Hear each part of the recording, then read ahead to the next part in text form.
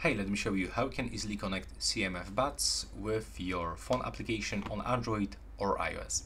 So first of all, on your device, you will have to open the Google Play Store or App Store and search for Nothing X application. When you download this application on your device, you can simply open it. Now you will have to accept every permission that pops on your screen. Click Start.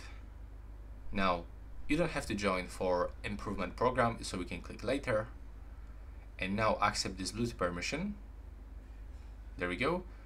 And now we have to actually enter for the pairing mode. So we have to put left and the right earbud inside the case, open this case, click and hold this button, like so, take a look.